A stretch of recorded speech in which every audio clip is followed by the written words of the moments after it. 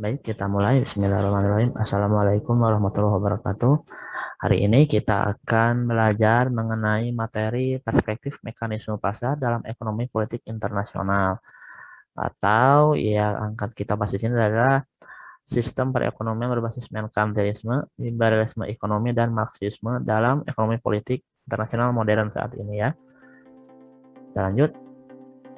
Nah, ekonomi politik internasional di sini adalah mengenai sistematika atau hubungan kompleks antara ekonomi dan politik, antara negara dan pasar dalam konteks internasional.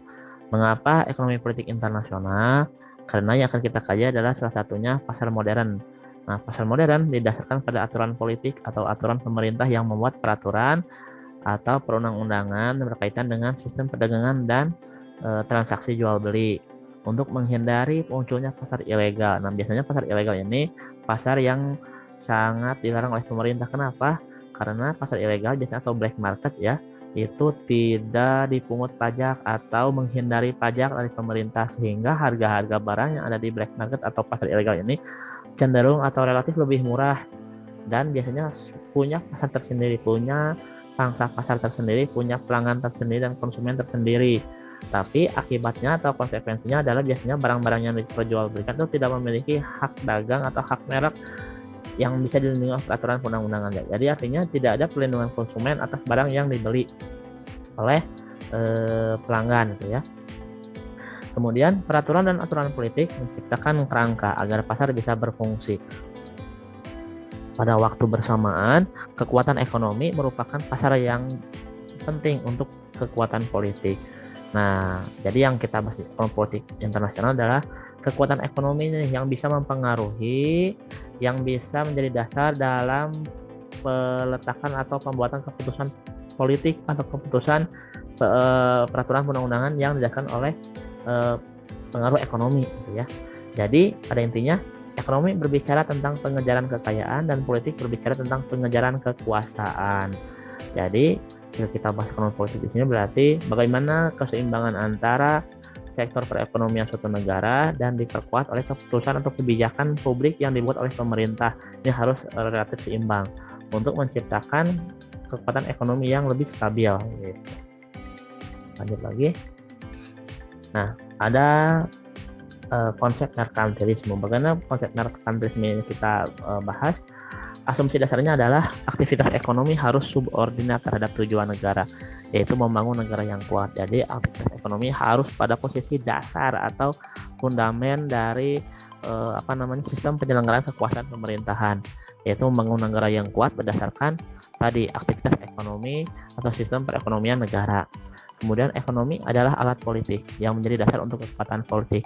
Jadi seperti yang kita ketahui bersama, biasanya yang pemilik modal yang memiliki kekayaan di atas rata-rata masyarakat biasa biasanya punya pengaruh yang besar dalam keputusan politik. Nah, inilah yang menyebabkan banyak para politisi atau para politikus atau para pejabat elit tinggi negara itu biasanya berlatar belakang pebisnis atau pengusaha. Kenapa? Karena yang memiliki modal biasanya punya jalur atau akses yang langsung terhadap pelaksana keputusan pemerintahan gitu. Jadi logikanya sebentar ya. Ya.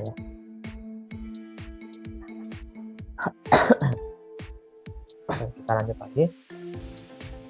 Nah, tadi asumsi ekonomi adalah alat politik yang menjadi dasar untuk kekuatan politik, merupakan posisi yang kuat dan strategis bagi para pemilik modal atau pemilik kekayaan untuk mengamankan statusnya sebagai pengusaha atau sebagai pemilik modal dengan cara bekerja sama dengan para pejabat negara. Dalam hal tertentu merupakan sisi positif bagi kekuatan ekonomi negara, tapi dalam sisi lain bisa jadi kepentingan politik suatu negara bahkan bisa ditentukan dan diarahkan sesuai dengan kepentingan pebisnis. Nah, itu yang tidak boleh gitu ya.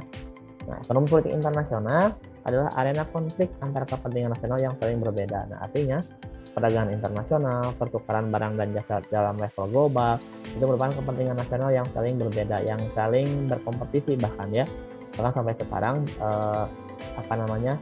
Organisasi Perdagangan Dunia WTO atau Bank Dunia atau IMF itu saling berkompetisi dan bahkan menumbuhkan iklim kompetisi bagi para negara-negara yang memiliki perekonomian yang sehat, diinstruksikan untuk menambah dan mengembangkan investasinya dalam bentuk pembangunan infrastruktur dan struktur itu dengan peminjaman kepada World Bank dan IMF.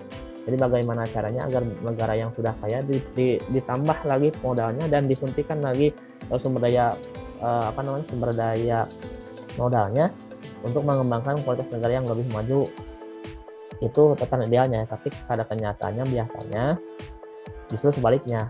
Negara-negara yang banyak meminjam dari IMF atau Bank Dunia biasanya itu lebih banyak bunganya daripada hutang pokoknya. Nah, itu yang menyebabkan banyak negara-negara terlilit hutang yang sangat besar gitu ya pada organisasi perdagangan dunia.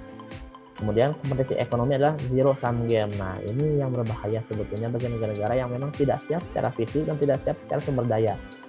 Bagaimana negara-negara yang memiliki modal-modal yang kecil dan negara-negara yang memiliki modal yang besar itu saling beradu dalam satu tempat yang sama. Bisa kalian perhatikan dan bisa kalian pikirkan bersama jika dalam satu arena pertarungan. Negara-negara yang memiliki modal yang kaya bisa bertarung dengan negara-negara yang tidak memiliki modal sama sekali. Jadi akhirnya bisa kita simpulkan siapa pemenangnya. Jadi, tidak perlu saya jelaskan lebih lanjut ya. Nah, jadi memang ya ekonomi politik liberal, ekonomi politik internasional saat ini memang seperti itu. Jadi negara yang kaya, yang kuat, itu memberikan investasi besar-besaran dan bersaing dengan negara-negara yang memang memiliki kapasitas modal yang kecil. Akhirnya negara-negara kecil yang memiliki modal yang kecil itu tadi yang memiliki modal terbatas terpaksa meminjam kepada pihak-pihak pemilik dana pinjaman internasional seperti IMF atau World Bank untuk bisa bersaing dengan negara-negara besar. Nah, itulah ya, zero sum game ini mungkin dipandang tidak baik bagi beberapa negara tertentu yang masih memiliki keterbelakangan atau sistem ekonominya masih dalam taraf rendah gitu ya. Nah, kita lanjut. Persaingan ekonomi terjadi dalam dua bentuk, defensif atau benign merkantilisme. Nah, dalam hal ini negara akan memelihara kepentingan ekonominya karena ekonomi merupakan unsur penting dalam keamanan nasional. Kemudian kebijakan ini tidak berdampak negatif terhadap negara lain. Selanjutnya ada agresif atau malevolent merkantilisme. Negara berusaha mengeksploitasi ekonomi internasional melalui kebijakan ekspansi, misalnya imperialisme. Kebijakan ini berdampak negatif terhadap negara lain. Nah, kalau yang pertama ini ya, defensif atau benign merkantilisme itu merupakan negara yang lebih memperkuat sektor ekonomi dalam negerinya untuk bisa bersaing dengan ekonomi di negara lain. Nah, ini yang positif, ini yang idealnya seperti ini yang dilakukan oleh negara-negara modern saat ini. Kalau yang kedua, ini negara-negara yang memiliki modal yang kaya, modal yang besar, tapi memilih untuk mengekspansi negara-negara lain untuk menambah jaringan negara-negara lain dengan cara imperialisme. Artinya dengan cara dalam tanda kasarnya menjajah dalam hal ekonomi, misalnya memberikan bantuan, berikan pinjaman, tapi bunganya lebih besar sampai negara tersebut tidak mampu bayar. Kemudian akhirnya sumber daya alam yang dimiliki negara yang tidak mampu bayar itu digadaikan atau diambil oleh negara-negara yang memberikan pinjaman pada mulanya. Nah, ini sebetulnya tadi yang berdampak negatif terhadap negara yang meminjamkan, yang negara yang kecil itu memang seperti ini ya, dampak negatifnya. Kemudian merkantilisme menempatkan ekonomi berada di bawah politik dan pemerintahan, negara yang mengatur kepentingan ekonomi. Nah, kekuatan ekonomi dan politik adalah tujuan yang saling melengkapi, bukan tujuan yang bersaing. Nah, artinya ekonomi politik di sini akan kita bahas, yang sedang kita bahas adalah dua disiplin keilmuan yang sebetulnya bisa kita kembangkan lagi gitu ya, kembangkan dalam hal untuk mencapai kepentingan bangsa dan negara yang lebih baik, terutama dalam memperkuat sistem perekonomian, terutama di masa pandemi kali ini. Karena yang harus kita sadari bahwa kondisi dan sistem perekonomian di negara kita memang ya kalaupun tidak disebut krisis tapi masih lesu gitu ya, belum bisa stabil seperti halnya sebelum COVID pandemi 19 terjadi gitu ya.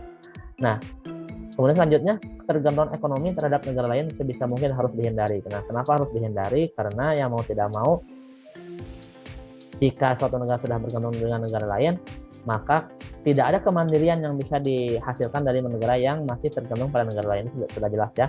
Jika negara tidak mampu mandiri, berarti semua kebijakan pemerintahnya akan disetir dan akan diarahkan sesuai dengan kepentingan negara-negara yang menjadi superordinat negara yang tadi menggantungkan negaranya pada negara yang lebih kuasa dan yang lebih berdaya saing. Kemudian selanjutnya, ketika terjadi pertentangan antara kepentingan ekonomi dan kepentingan keamanan, maka kepentingan keamananlah yang harus diprioritaskan. Sudah jelas ya, sistem perekonomian tidak akan berjalan baik ketika keamanan dalam negeri, terutama keamanan dalam masyarakat setempat, itu chaos atau kacau ya. Artinya investasi, penanaman saham, atau orang-orang mau berdagang, mau berjualan, mau bertransaksi itu harus memperhatikan syarat yang utama, yakni keamanan dan ketertiban dalam masyarakat. Nah, artinya prioritas penegakan hukum juga harus dilakukan semaksimal mungkin. Artinya penegakan hukum dan penegakan keamanan dan ketertiban itu harus selaras. Untuk apa? Untuk mengembangkan lagi, untuk meletakkan lagi dasar-dasar sistem perekonomian yang lebih kuat dan bisa berdaya saing kembali gitu. Nah, jika kondisi ekonomi negara sedang kacau, biasanya selalu berkaitan dengan kondisi politik dalam negeri yang belum stabil atau sedang kacau balau dari kepentingan keamanan gitu ya. Seperti sekarang kalau di Indonesia nih, ada isu-isu Papua, ada isu-isu separatisme, sebetulnya cukup mengganggu juga sistem ekonomi di Indonesia, terutama dalam hal pemerataan perekonomian di Pulau Papua ya, di provinsi Papua gitu. Oke, itu saja dulu untuk pertemuan hari ini ya. Jadi ini sebetulnya kesimpulan yang kita dapatkan dari pertemuan hari ini. Hubungan antara ekonomi dan politik. Nah, berarti di sini yang menentukan adalah politik, kebijakan politik yang menentukan kebijakan ekonomi.